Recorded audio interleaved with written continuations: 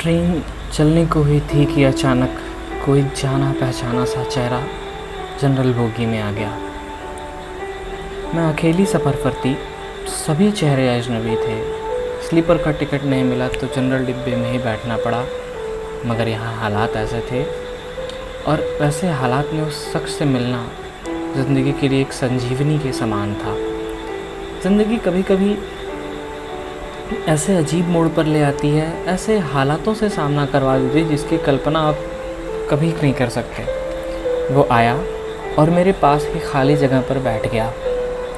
न मेरी तरफ देखा, न पहचानने की कोशिश की, बस कुछ इंच की दूरी बनाकर चुपचाप पास आकर बैठ गया। बाहर सावन की रिमझिम लगी हुई थी, इस कारण वो कुछ भीग सा गया था। मैंने कनखियों से नज़र बचाकर उसे देखा। उम्र के इस मोड़ पर भी हमवक्त वैसे का वैसा ही था वो। हाँ, कुछ भारी ज़रूर हो गया था, मगर इतना ज़्यादा भी नहीं। फिर उसने जेब से चश्मा निकाला और मोबाइल में लग गया। चश्मा देखकर मुझे कुछ आश्चर्य हुआ। उम्र का यही एक निशान उस पर नज़र आया था कि आंखों पर चश्मा चढ़ गया था। चेहरे और सर पर मैंने सफ़ेद बाल खोजने की कोशिश की, मगर मुझे नहीं दिखे। मैंने जल्दी से सर पर साड़ी का पल्लू डाला। बालों को डाई किए काफ़ी दिन हो गए थे मुझे। ज़्यादा तो नहीं थे सफ़ेद बाल मेरे पास, मगर इतने ज़रूर थे कि अगर गौर से देखो तो नज़र आ जाए।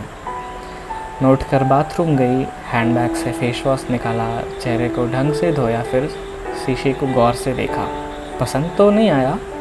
फिर अजीब सा मुँह बनाकर मैंने शीशा वापस बैग में डाला और वापस अपनी जगह पर आ गई। मगर वो साहब तो खिड़की की तरफ से मेरा बैग हटाकर खुद खिड़की के पास आकर बैठ गए थे। मुझे पूरी तरह देखा भी नहीं, बस बिना देखे ही कहा, सॉरी, भाग कर चढ़ा था तो पसीना आ गया है, थोड़ा सूख जाएगा, फिर अपनी जगह बैठ जाऊंगा। फिर वह अपने मोबाइल में लग गया। मेरी इच्छा जानने की कोशिश भी नहीं की। उसकी यही बात मुझे हमेशा बुरी लगती थी। फिर भी न जाने उसमें ऐसा क्या था कि आज तक मैं उसे नहीं भूल पाई। एक वो था कि 10 सालों में ही भूल गया। मैंने सोचा शायद अभी तक गौर नहीं किया इसने, पहचान लेगा। थोड़ी मोटी हो गई हूँ, शायद इसलिए नहीं पहचाना। मैं थोड़ी उदास हो गई कि जिस शख्स को जीवन में कभी भुला ही नहीं पाई, उसको मेरा चेहरा याद नहीं। माना कि औरतें और लड़कियों को ताड़ने की इसकी आदत नहीं, मगर पहचानने भी नहीं। शादीशुदा है, मैं भी शादीशुदा हूँ, जानती थी इसके साथ रहना मुश्किल है, मगर इसका मतलब ये तो नहीं कि अपने ख़यालों को, अपने सपनों को जीना छोड़ दूँ। एक तमन्ना थी कि कुछ पल खुल के उसके साथ गुजारूँ। माहौल दोस्ताना ही हो, मगर हो तो सही। आज वही शख्स पास बैठा था जिसे स्कूल टाइम में मैंने दिल में बसा रखा था। सोशल मीडिया पर उसके सारे अकाउंट चोरी छुपे देखा करती थी। उसकी हर पोएट्री, हर शायरी में मैं खुद को ढूंढा करती थी। वो आज पहचान नहीं रहा। माना कि हम लोगों में कभी प्यार की पींगी नहीं चली, न कभी इजहार हुआ। हाँ, वो हमेशा मेरी केयर करता था और मैं उसकी। कॉलेज छूटा तो मेरी शादी हो गई और वो फ़ौज में चला गया। एक स्त्री प्रेम और भविष्य में हमेशा भविष्य चुनती है। फिर उसकी भी शादी हो गई। जब भी गांव गई उसकी सारी खबर ले आती थी मैं। बस ऐसा ही ज़िंदगी गुजर गई। आधे घंटे से ऊपर हो गया, वो आराम से खिड़की के पास बैठा मोबाइल में लगा था। देखना तो दूर, चेहरा भी ऊपर नहीं किया जनाब ने। मैं कभी मोबाइल में देखती तो कभी उसकी तरफ। सोशल मीडिया पर उसके अकाउंट खोल कर देखे, तस्वीर मिलाई, वही था, ये पक्का वही था, कोई शक नहीं था मुझे। वैसे भी हम महिलाएं पहचानने में कभी धोखा खा ही नहीं सकते।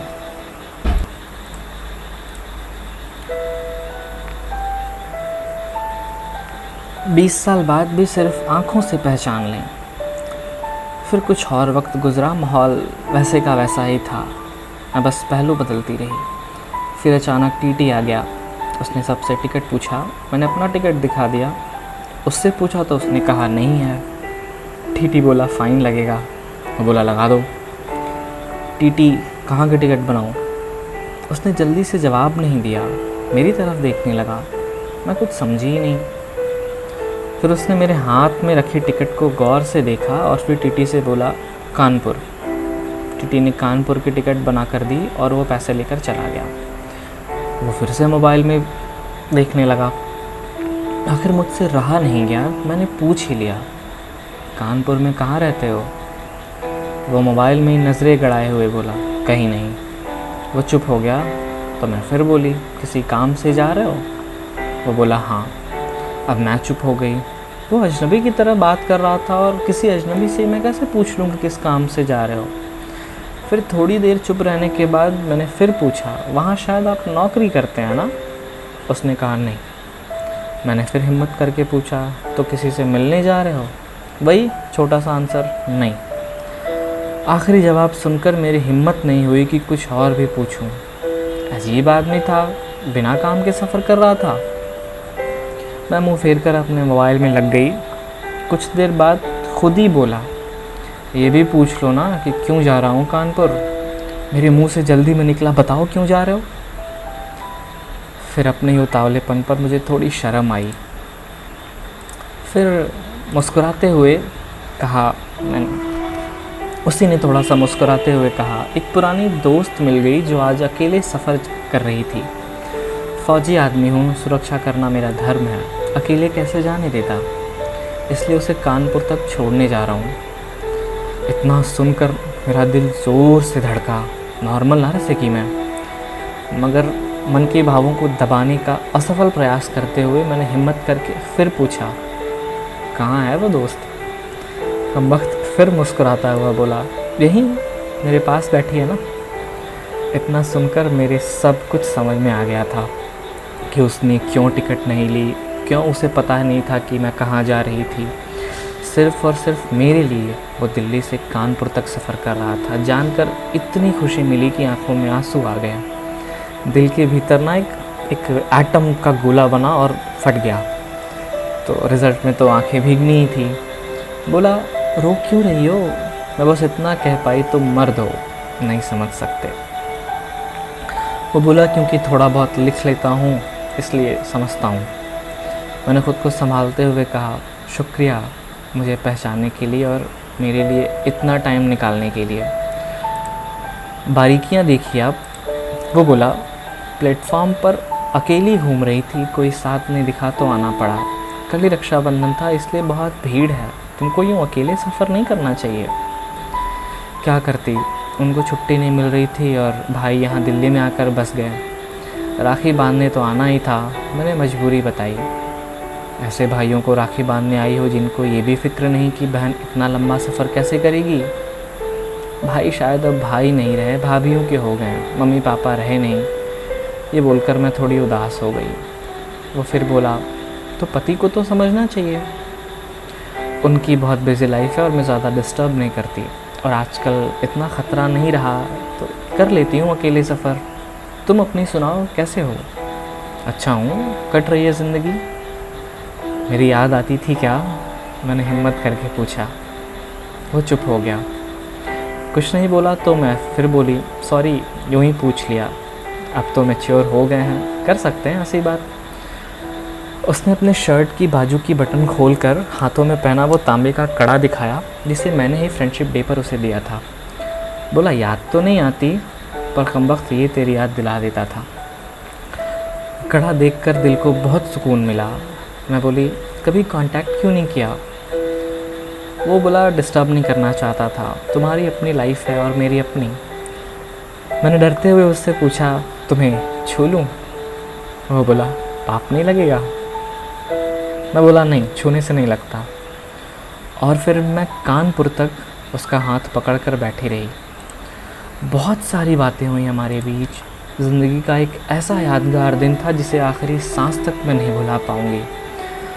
वो मुझे सुरक्षित छोड़कर घर गया, कहीं नहीं रुका, घर पे भी नहीं रुका, बाहर से ही चला गया। जम्मू थी उसकी ड्यूटी, चला गया। उसके बाद उससे कभी बात नहीं हुई क्योंकि हम दोनों ने एक दूसरे को अपना फ़ोन नंबर नहीं दिया। हालांकि हमारे बीच कभी भी नापाक कुछ भी नहीं हुआ। एक पवित्र सा रिश्ता था, मगर रिश्तों की गरिमा बनाए रखना ज़रूरी था। फिर ठीक 1 महीने बाद मैंने अखबार में पढ़ा कि वो देश के लिए शहीद हो गया। क्या गुज़री होगी मुझ पर मैं एक्सप्लेन नहीं कर सकती, उसके परिवार पर क्या गुज़री होगी पता नहीं। लोक लाज के डर से मैं उसके अंतिम दर्शन भी नहीं कर सकी। आज उससे मिले 1 साल हो गया है। आज भी रक्षाबंधन का दूसरा दिन है। आज भी सफ़र कर रही हूँ, दिल्ली से कानपुर जा रही हूँ। मैंने जानबूझकर जनरल डिब्बे का टिकट लिया है। अकेली हूँ, न जाने दिल को क्यों आस पाले बैठा है कि आज फिर आएगा और पसीना सुखाने के लिए उसी खिड़की के पास बैठेगा। एक सफ़र वो था जिसमें कोई हमसफ़र था, एक सफ़र आज है जिसमें उसकी यादें हमसफ़र हैं। बाकी ज़िंदगी का सफ़र जारी है।